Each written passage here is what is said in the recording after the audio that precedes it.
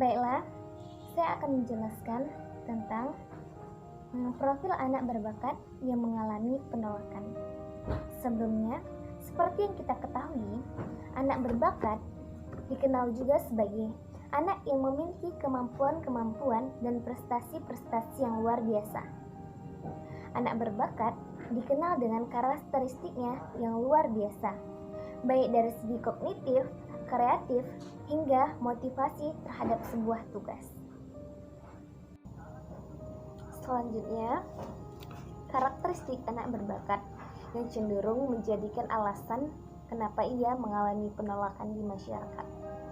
Yang pertama, karena kemampuan berpikir tingkat tinggi dapat mengarahkan sebuah sikap ragu-ragu dan sikap kritis baik terhadap diri maupun lingkungan.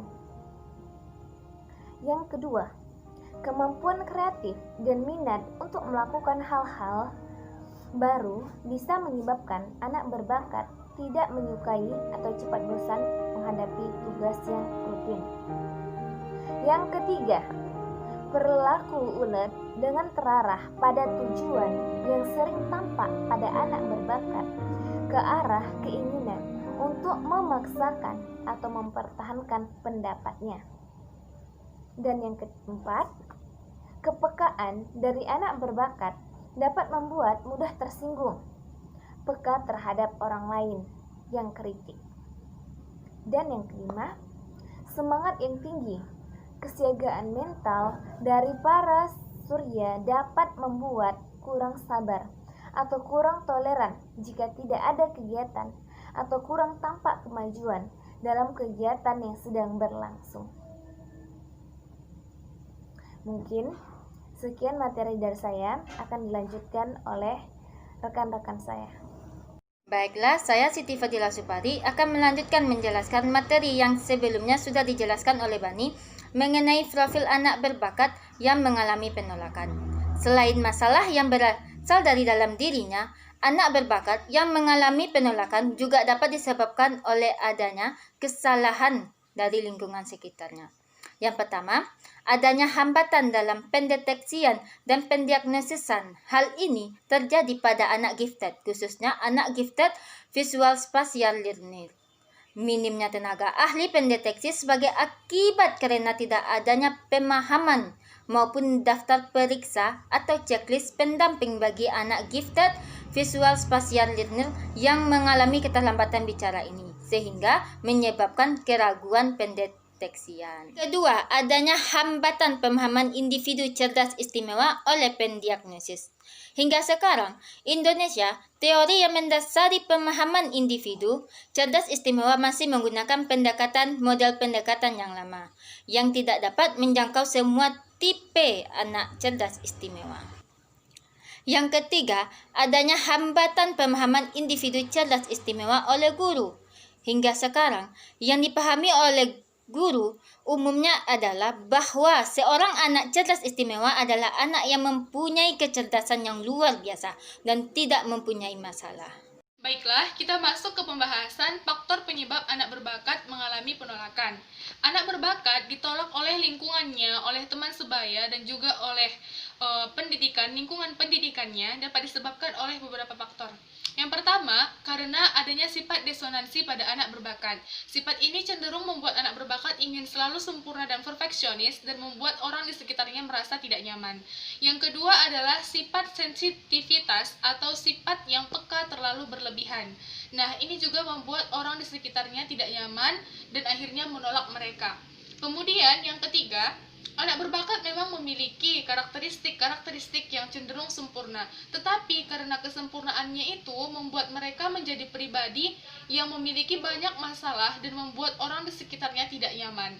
Kemudian yang keempat, anak berbakat cenderung kurang terampil dalam bersosialisasi.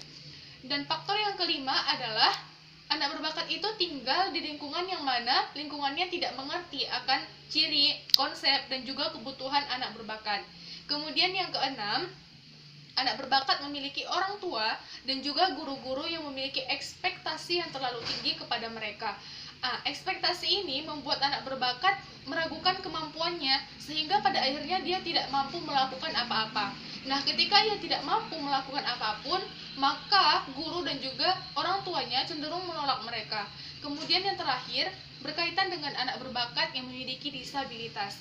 Anak berbakat ini ditolak oleh lingkungannya karena lingkungannya itu cenderung fokus kepada disabilitas yang dia miliki sehingga menolak keberbakatannya.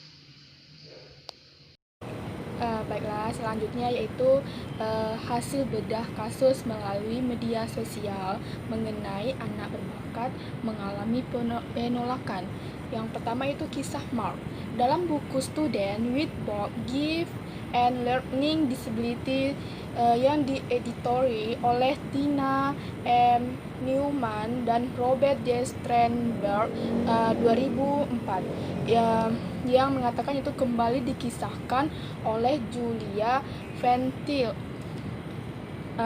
yang mana dalam bukunya yaitu siswa yang sangat cerdas memiliki kemampuan berpikir yang sangat dalam dan mampu mengekspresikan ide-idenya melalui sebuah puisi.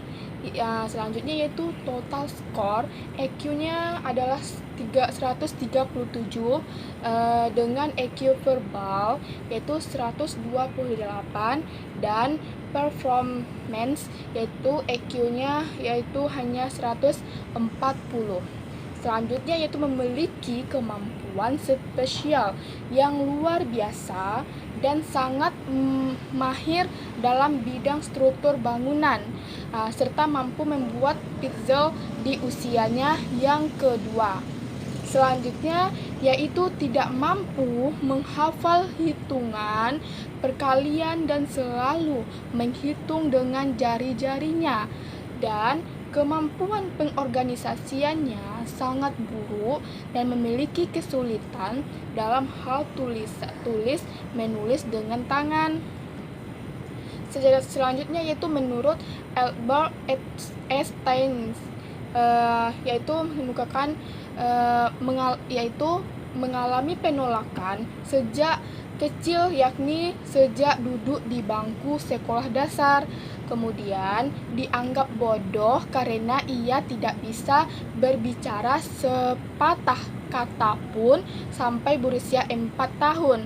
Kemudian guru SD hanya bahkan menganggapnya sebagai anak yang pemalas dan saat dewasa disertai kontrolnya juga mengalami penolakan karena dianggap aneh dan tidak relevan. Yaitu kemudian menurut Thomas Alva Edison yaitu yang pertama mengalami penolakan juga sejak kecil dan kedua yaitu beliau ditolak oleh guru sekolahnya sendiri. Itu yang pertama mengalami penolakan juga sejak kecil dan kedua yaitu beliau ditolak oleh guru sekolahnya sendiri dikarenakan menganggap Edison adalah anak yang bodoh. Sekian, terima kasih.